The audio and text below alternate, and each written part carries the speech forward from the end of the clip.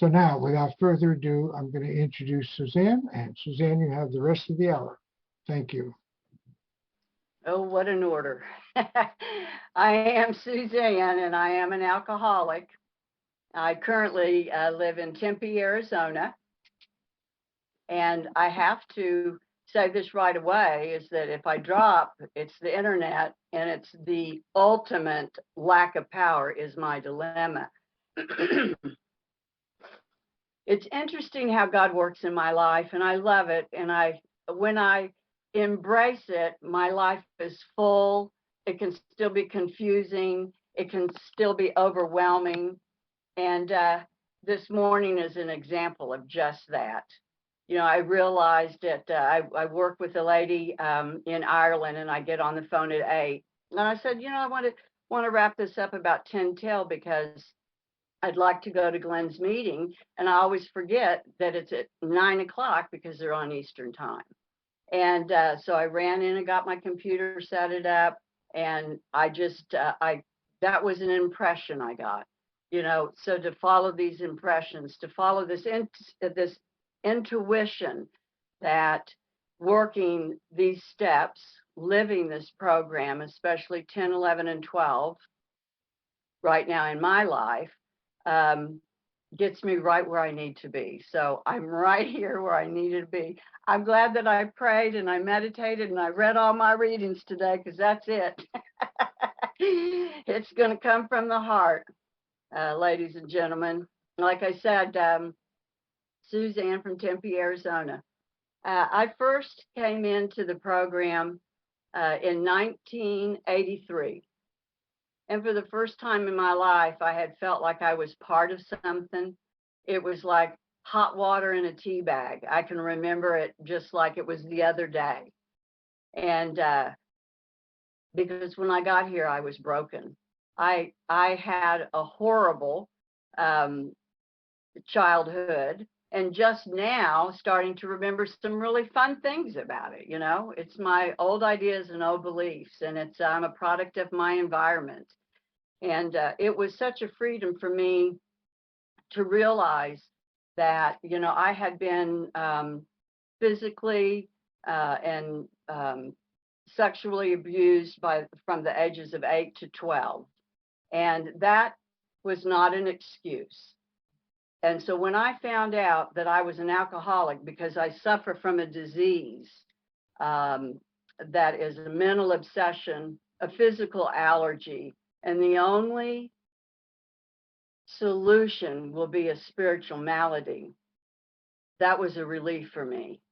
Now, did I give up the self-pity and all the character defects that I had gathered up so gently over the years? No, that's going to take a lifetime, and I'm still at that. But what it did do was that it gave me some room. It gave me hope. That's what it gave me. It gave me hope.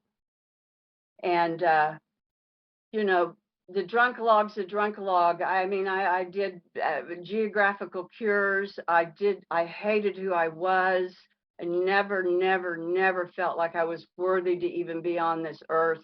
There could not be a God that would be so cruel to let those things happen to me and my family. I'm the oldest of 6.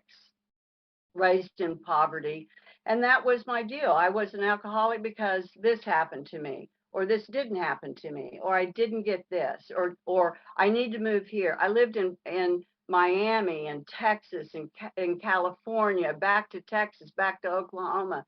I got sober in Oklahoma. And when I came into those rooms in 1983, I swear I thought that I had a chance. And these people, they just welcomed me. And I thought, well, this is a little odd, but I'm going to try it. And what happened to me was that I fell in love with the fellowship. I embraced it. I loved it. I had a sponsor that said, you get there 20 minutes early, you meet everybody at the door, and you sit on the front row.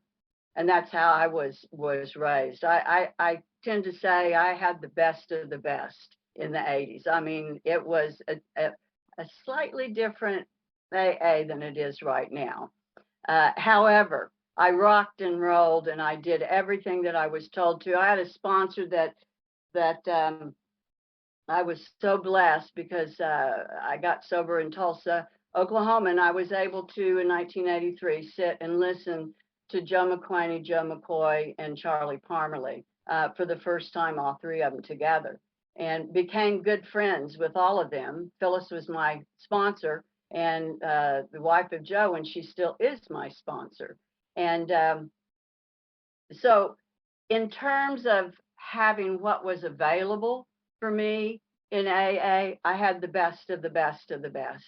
I started studying that book. I learned straight off the bat it was a textbook and that I was to study it. And I loved learning the history. And then we started to get some traction of understanding the disease and that I was maladjusted to life. I didn't really like that too much. That I was insane. I didn't really like that too much either. I was delusional. That kind of made me uncomfortable. But there was nothing that was more uncomfortable than living the life that I was living. Nothing, absolutely nothing. When I came in, I was faced with, I was getting ready to lose my daughter. And I'd been married for 10 years to this man who proposed to me after I got him out of jail on one knee in a Safeway with a case of beer in his arm. And I thought to myself, well, there must be a God now. He sent me this husband. But he was an alcoholic. I was an alcoholic. And that life was awful. And just as I crawled into the doors in 83, I knew he was getting ready to take that child away from me. Now, whether I came in for myself or to get sober for her, I don't know, and I'm not in the business of having to know anything. I'm in a business of doing. I have to do. I don't have to know. Analysis paralysis damn near killed me in and outside of the rooms, that I wouldn't do anything unless I understood why I had to do it. And it talks about that in the big book in the beginning, that if we just managed right, if we just, set the scenery and everything else. And there came a time that I realized that God is arranging the perfect ballet all of the time. But it took a long time to get there. And, my story is a story of hope and redemption, and more of what not to do than what to do sometimes. I came in at 83. I was lit up, like I told you, and my sponsor could go, Suzanne, I need you to go over there and stand in that corner on your head. And I would say, yes, ma'am, because I knew that she would tell me why she had me do that and what it was going to allow me to feel and do and to grow. If I had that much faith in her. And a lot of that was because we studied the book. And in 85, I'm sitting there at a conference in Tulsa, Oklahoma on a Sunday morning. I'm not divorced yet. I didn't get divorced till I was 2 years sober from that one man who gave me my beautiful child. And I'm sitting there with my sponsor and this guy, he's behind the podium. Oh, Lord above, you know that guy, don't you, girls? And he's in a three-piece suit, and he is slick, hip, and cool, and he's talking about the big book and how spiritual, and I'm just like, oh, my God, this is what I've been looking for all my life. And I turned to my sponsor, and I said, I'm going to marry that guy. And she said, Suzanne, you still are married, and so is he. And so that was it.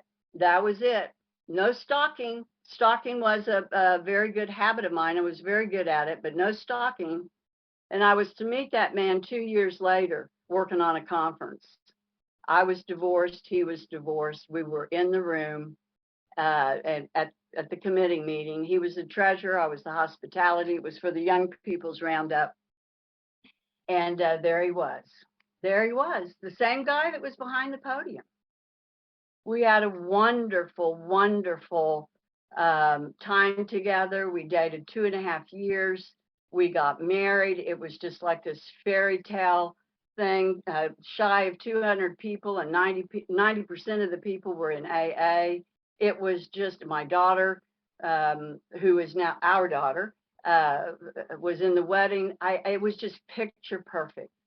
And all of the time, going to meetings, sponsoring people, going, doing. And we got married, and we got a little busy. We got a little too busy. You know, we had forgotten about the life that AA had given us, and pretty much walked out of AA. It was slow. It wasn't immediate, but I'm either living in the solution or I'm living in the problem. And I was riding high on the Fellowship of Alcoholics Anonymous. And do I think that we need that?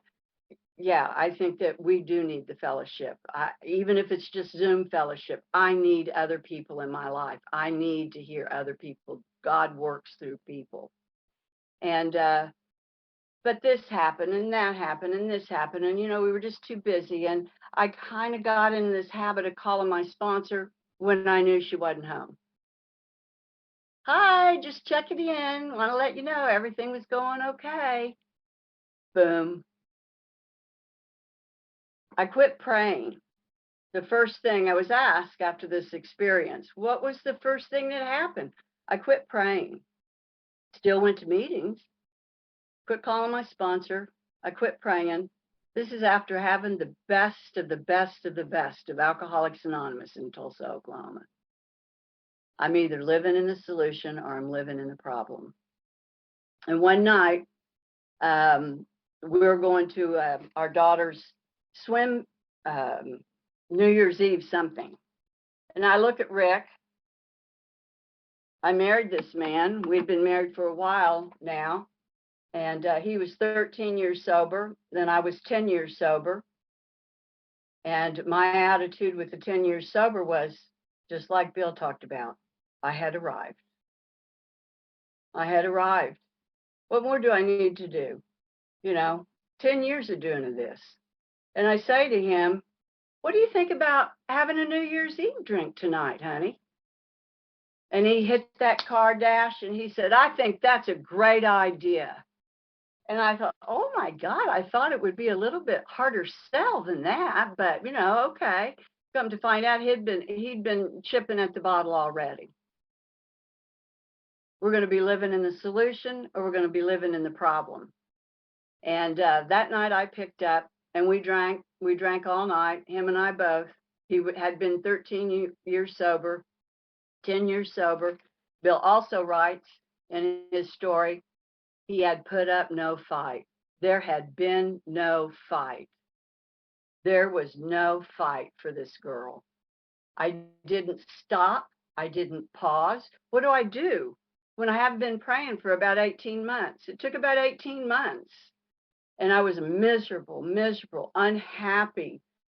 I had so much pride. I had so much ego that how could I sit in a meeting of you wonderful people and tell you that I am dying of this disease of alcoholism?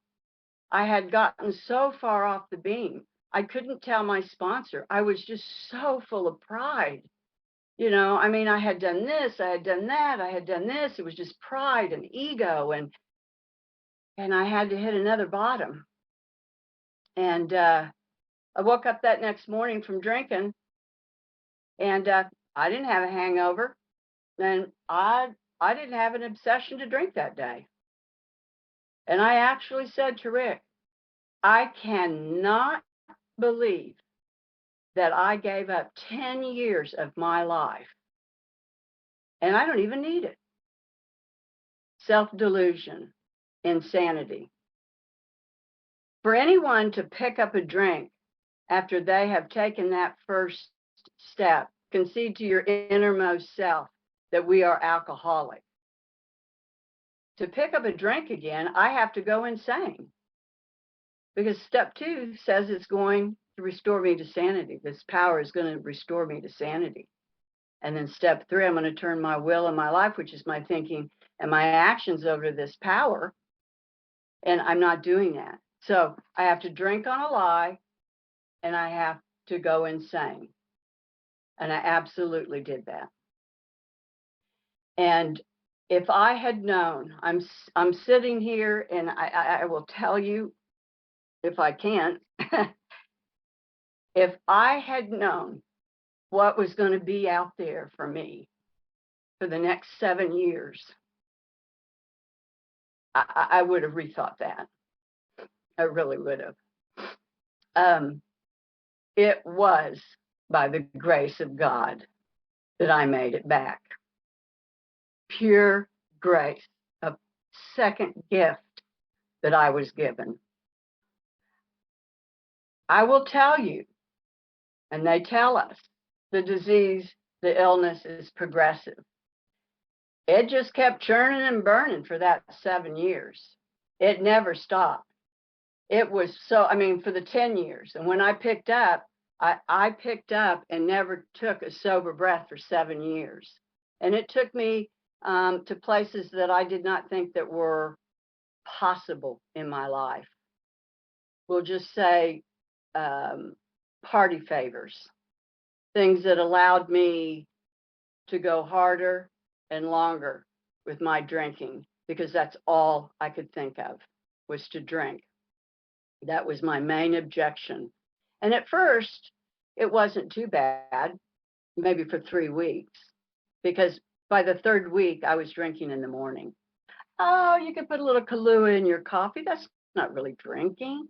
No, no, no. You can put vodka in your orange juice. People do that all the time when they're on vacation. This is how insane this head was. That's what I was telling myself.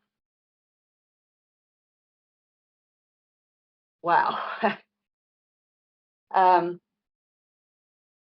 And that man that I married, that I had waited so long, that I thought he hung the moon and the sun and the stars, and there was nothing that I wouldn't do for him. There was nothing he wouldn't do for me. We went to a dark place that was never, never, never to even be thought about. I bought a gun to kill him. Now, we laugh about that today, but I bought a gun, went to the range. That mother needed to be off the face of the earth. My life would be better, and this world would be better. And he threw butcher knives at me. We moved out. We moved in. We took possession of the house. We went to the hotel. I mean, we were just like, it was insanity. It was insanity. And we would say to each other, I'd say, Rick, do you think it's time that we go back to Alcoholics Anonymous? We didn't have these problems when we were in AA. And he'd say, no, Suzanne, if it gets bad, when it gets bad, and if it gets bad, we'll go back. And I'd say, okay, all right. And there was no praying through all of this. And he'd say to me, honest to God, Suzanne, I think maybe we need to get back to AA. Joe and Phyllis are there. You know, they're all going to be there. And I'd say, oh, no, Rick, that was just a little spat last night. It wasn't that bad. Throwing butcher knives and cutting up clothes, stealing car keys, you know, punching out tires so each other couldn't leave the house because you're my possession. I mean, it was insanity. And I would say, no, we'll be fine today. And if it gets bad enough, we can go back. I cannot begin to tell you how many people that I've sponsored that thought that didn't make it back. You know, I had a little gal that I worked with. I absolutely adored her, Lexi. And we worked those steps, and I would go out there and I'd meet her at meetings, and she went out one night and she died that night. The list goes on and on. I guess our work was not done because we were blessed to get back to these rooms. The insanity continued. And I finally moved out and got my own apartment for 7 months. And during that time, he started working with Joe again. That's his story. And I was just running the streets. And he came in 6 months earlier than me. And one night I thought, I think he needs to see me. Now, I was, under 3 bottles of vodka and had alternative motives there. And I go to his house, our house, which I have the resentment because it was my house and he's living in it. God dang it. And knock on the door, and he opens the door and he's got the chain on the door. And I said, "What? Hey, what's up, dude? What? Let me in." And he said, No, I'm not going to let you in. He said, I've gone back to Alcoholics Anonymous, and I'm working with Joe. Now, he had gone back to treatment because he was so crazy, but like I said, that's his story. And he had gone through treatment, and he had gotten back into the house, and he wouldn't let me in.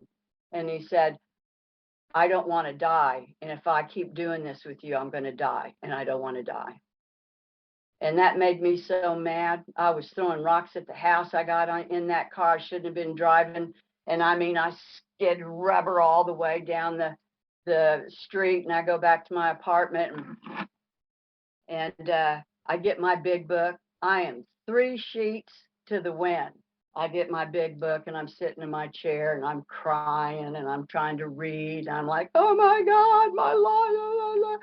You know how we can get. You know how we can get. And it wasn't the next day. It was a few days later. And I do not know. I cannot tell you why. I really can't even tell you how. But he said, if you cannot drink for a day, call me and I'll take you back out to our home group. And I thought, a day? I can do that in a day, And I just had that mustard seed. I just had that sliver of willingness. It all it takes to start the journey again. And I did call him. He took me out to original West Side. Joe and Phyllis and all the people we had been with and hadn't seen. They were all there, and they greeted us like they had just seen us the other day. We love you. We're so happy you're here. We can't wait, and just on and on and on. I sat on the back row. I was like this with a coffee cup. I had the dry heave. Someone brought me a trash can. I sat there. I don't remember a thing except the love and the hope that I felt in that room. And that was God. God is love. God is life. And I could feel it pulsating through all of that physical pain I was in. And I was asked, and it was suggested I might go detox. And I said, nope, don't want to do it. No, I know what to do. Well, I did know what to do, and that was pretty arrogant. I didn't want to go to the hospital again. And so Rick took me home, and with Joe's help, walked me through detoxing me. And I had been up for about 28 days on a solid run and a drunk. And I don't remember the next 3 days. That's how long it took for me to come into consciousness. And I was laying in the bed in Oklahoma in the back room in our house. And there was a window open. And if any of y'all know, I mean, Tennessee, there are many states that the springs are just glorious. They're amazing. And the window was open and it was blowing in and the air was blowing in. And I kind of came to, and there was guitar music playing in the background, and this cool breeze was flowing on me, and I felt such peace, the peace that passes all understanding. I had my 1,000 monkeys in my head wasn't going, and my thought was, I'm dead. I'm dead. I feel so good. I must be dead. And I didn't open my eyes. And the impression came to me again. Suzanne, you never have to live like that again. You never have to live like that again. Man, I wish I could tell you right now that when my eyes opened, it was all good. But that was not the case. But I knew I never had to do that again. The obsession to drink, since it had been, my disease had been going so long, was very strong. It was very strong. And I couldn't form sentences. I still drooled. I couldn't eat. I barely weighed 100 pounds. I shook. I cried. And I went to meetings. That's the only thing I could do. I went to a 7 a.m. meeting. I went to a noon meeting. I went to a 5 o'clock meeting. And then on Tuesdays and Thursdays, I went to my home group, which was a 7:30 meeting. And I did that day after day after day. And I fought this obsession of mine, that it's going to be different, that it's going to be better this time. It's all right. You've gotten out of it. You know, you've got your mind back. You're not insane anymore. I fought that every single day. And I had to. You know, we all have our own. I always say I'm very, very grateful for the things that happened to me in my life, especially today, because I know that I am spiritual in nature, but I'm living in a human world. And these human things that happen to me, they're lessons for the development of my soul. And I know without a doubt that my main purpose is to serve God and others. And the others aren't just in the rooms. That's my fellow man outside, you know, and at my work and all places.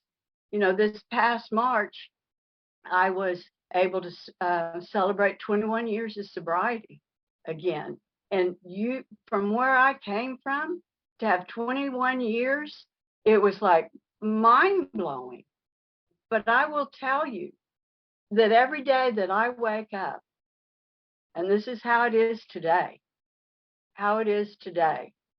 and it has been a shitstorm, excuse my mouth, for the 21 years. I have buried people, very special people. I had cancer, very, very, very serious cancer. And it didn't, you know, it was kind of iffy there. I mean, there have been things that have happened. Bankruptcy, having to move, no money, living check to check, no jobs, all of that. But it never has gotten in the way of me praying and depending on this power greater than myself that I know is working in my life in spite of me. And I surrender every single day. This is not an exaggeration. It was a slow process of me getting sober again. It was a very slow process. At 30 days, I had the opportunity to drink and use. I went up to Dallas to see my brother, and I didn't call my sponsor. She would have told me not to go. That's why I didn't call her. I knew that. And I went up there anyway, and I walked in, and there was everything was there. Everything was there, and I was only 30 days sober. And I freaked out. I called Phyllis. She was working Central Service, and I called her, and I told her the story about everything. And I'm just so crazy. I'm just, you know, and what am I going to do? What am I going to do? What am I going to do? And she says, Suzanne, you're going to pray.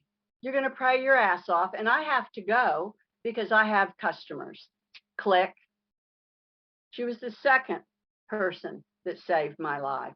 I knew at that very moment that I was willing to go to any length to keep my sobriety. And I know today I am willing to go to any length to keep my sobriety and to grow spiritually. And if that means I have to get up earlier, I get up earlier. If that means I have to stop throughout the day and get it together again, that's what I do. Is it always comfortable? No. Are my days always good? Absolutely not. I think I cried for 3 months after my mother died, but God had me. You know, if I'm happy, sad, glad, or mad, I'm happy, sad, glad, or mad. I am not anybody but who I am. And I'm a child of God, and I'm sober. And for me, the steps, what happened? Someone said, how come that happened? Well, the disease took me, but I did not work step 10. I quit working step 10. 10, 11, and 12 are critical. And 2 and 3, they're all, 2, 3, 10, 11, 12, they're all just interwoven. In the 12 and 12, it says that, how am I doing on time? In the 12 and 12, it says that self-evaluation, prayer, and meditation are very good on their own, and they are. But, and I'm paraphrasing, but when they're interwoven, it creates an unshakable foundation for life. When I first read that, I had to stop. I had never in my life, I was 50 years old when I came in this last time in 01. I was 50 years old, and I can't remember a time that I stood on an unshakable foundation for life. I couldn't. 50 years old, and I couldn't tell you that. I can tell you that today. I stand on an unshakable foundation for life. However, what I did yesterday will not be enough today. And what this program has done for me, that has given me a freedom that I just can't even believe, is that I can live in the moment because I trust God. I can make plans, but if the plans get changed because something happened, it's just a course correction. I don't always have to have my way. Sometimes I throw fits because I don't get it. I know that those basic instincts on column 3 in our 4-step, those are basic instincts. We want to have good relationships. We want to be financially fit. I mean, these things are God-given natural instincts.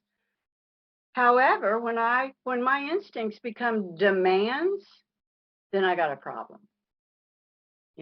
So when things come up, I try to look through the situation of, what character defect is that? What character defect is that? Am I being selfish? Am I being inconsiderate? Am I being demanding? A lot of the times it's yes. But I have a way to get through that. This program hasn't made me perfect, but this program has given me a life. Without AA and these 12 steps and the rooms and the people and sponsors and the ups and the downs and the highs and the lows, I have been so high. I'm a grandmother.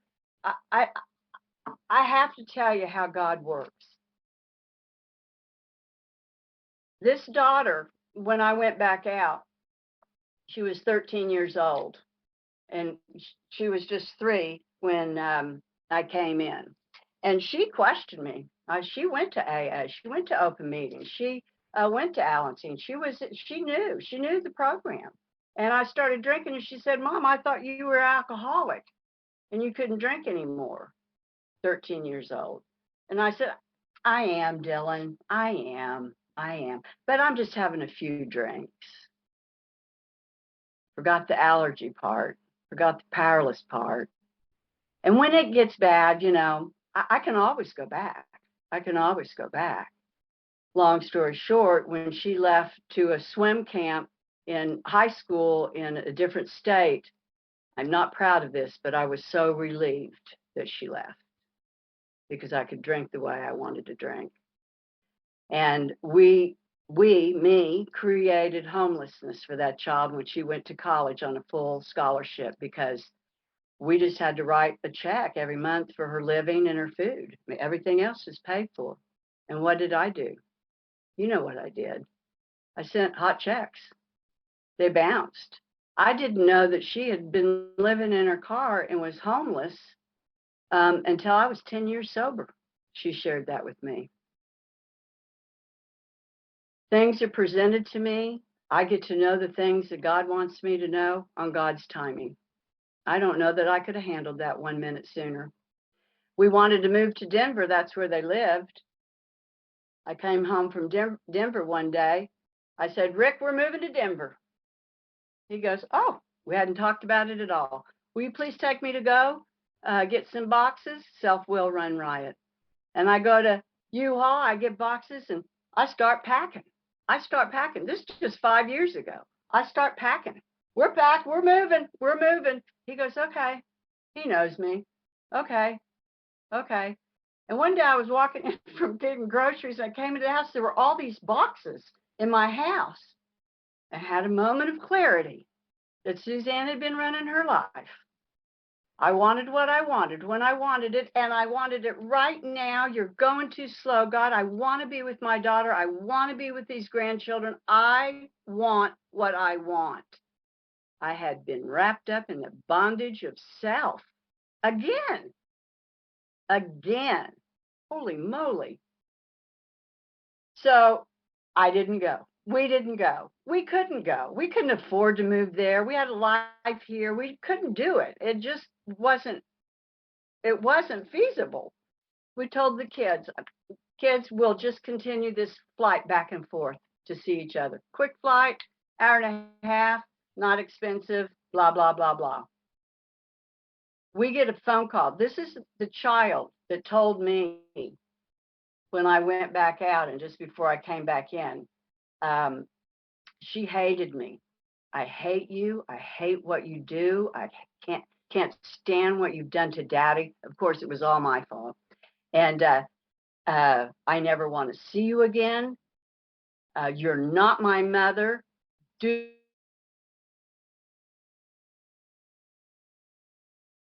4 years ago, she moved here. She moved, froze up because there. Turn off I your lost video. her for a minute, didn't I? Yeah, turn off your video. That will help.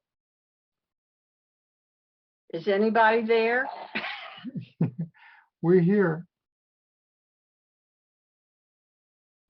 Like my internet that I lost you. I don't know how much you heard of that story, but my kid moved here with my grandchildren. Am I still on? Yes, you are. Turn off your video. It would help. It's on mute. I'm back in. Okay. I'm sorry. I am powerless. I don't know if you heard the piece that my daughter moved here almost 4 years ago. Okay. And so this daughter who didn't want to have anything to do with me, and I accepted the fact that I couldn't move to Denver, they called us up and said, we want to move there and be close to you and Daddy because we want you to be around the grandkids. I had nothing to do with that. It's God's perfect ballet. If I will just pause. That's where I find God. That's where I find peace of mind. That's where I find my sanity. Because me packing boxes and doing what I did, that was insane. So, my insanity is my self-will.